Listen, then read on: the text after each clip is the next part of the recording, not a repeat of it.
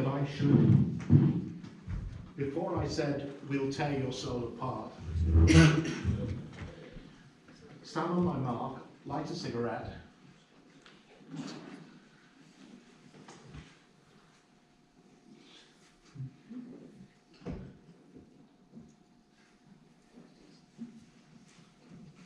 we'll tear your soul apart.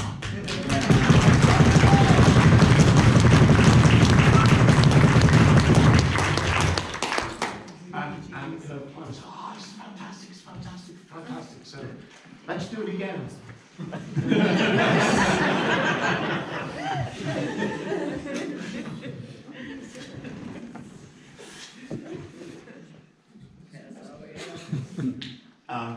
So, of course, the problem of doing that, if you ever try it, is that what tends to happen is that all the smoke comes out at once. So it goes, wheel! The other brainwave he had was, he thought it would be a very cool idea to have me stand with my feet apart and put the smoke machine between my feet under the skirt. Just as I was talking, pump smoke in. He said, this is fantastic.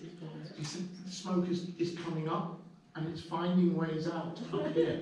You look as if you've just come straight from the pits of hell and you're still burning. We can smell the brimstone and the sulfur, he said. It's fantastic. So we did that. And next time I came into work, I was being paid by the day, by the way, union minimum rates. They paid me any less, I'd have been an extra.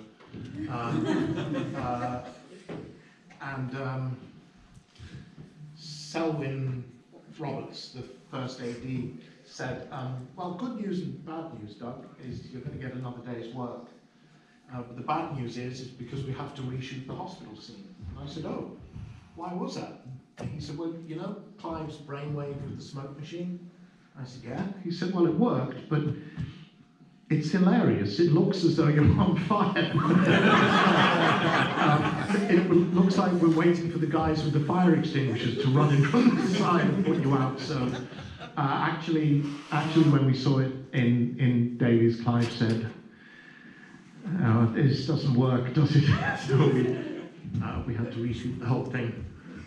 Maybe we don't play smoke up your skirt this time. Yeah. Well, you blow smoke up many places, but and so the question was a lot of the the innovations of the evolution of the makeup, the costuming, and all those sorts of things as you go along. Yeah. So it stayed as a 6-piece application.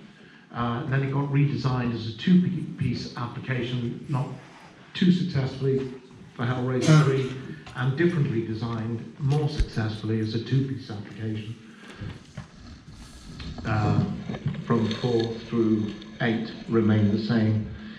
And the costume disappeared after Hellraiser 2, and we're still not quite sure what happened. Oh wow. We were told that they were in a corner of the image animation workshop, and rodents got into them. So they were disposed of. However, Butterball and Chatterer's costumes are in existence, and I've seen them. Pinheads I have not.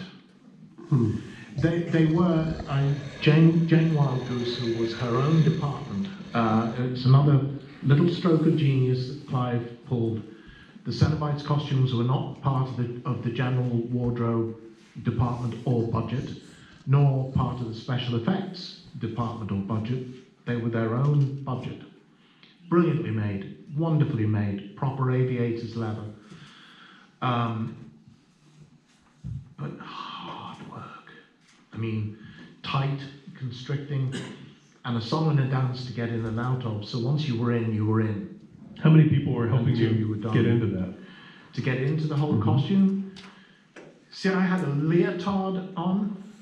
I don't know why, this all seems... Anyway, I had a leotard on, which had the chest pieces and the stomach bit, which were made of foam latex. glued on to the leotard. Then the jacket went over the top, which had the holes here for the chest pieces, which has the bits of the costume coming up, which are held together with small fish hooks.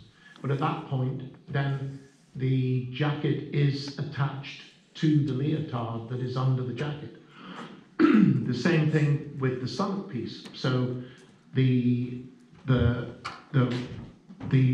rope that held the torture implements is attached to the jacket and goes through the false belly button. So everything's attached to everything else at this point. Going to the loo was not, generally speaking, a good idea.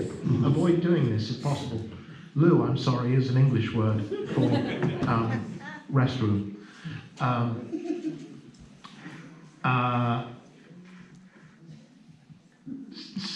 Subsequently, they were much less complicated. And I could take the jacket off between shots. So if they said, 5 or 10 minutes, I could take the jacket off and cool down a bit, and I could breathe slightly more easily.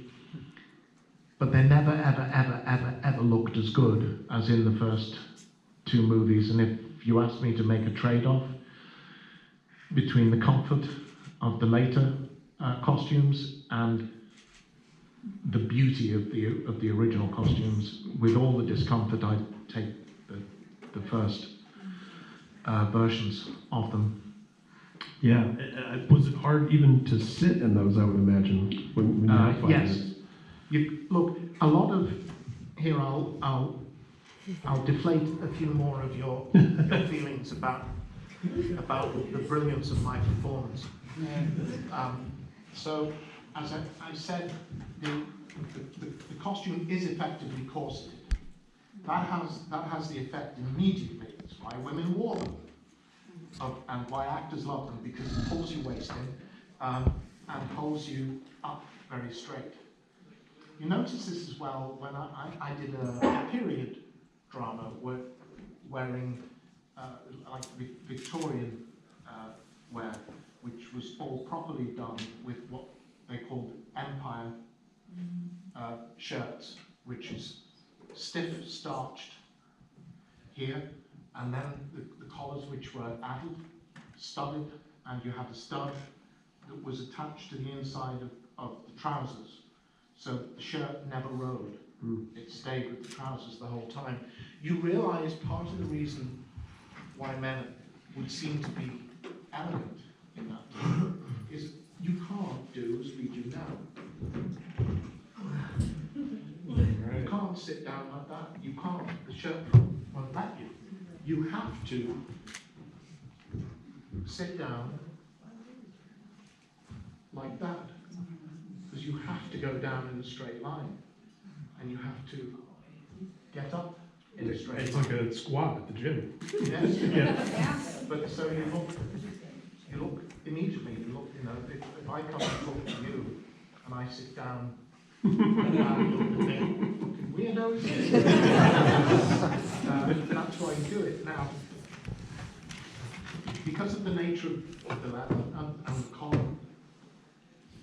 The collar is tight and the collar is here, so I don't have any head movement.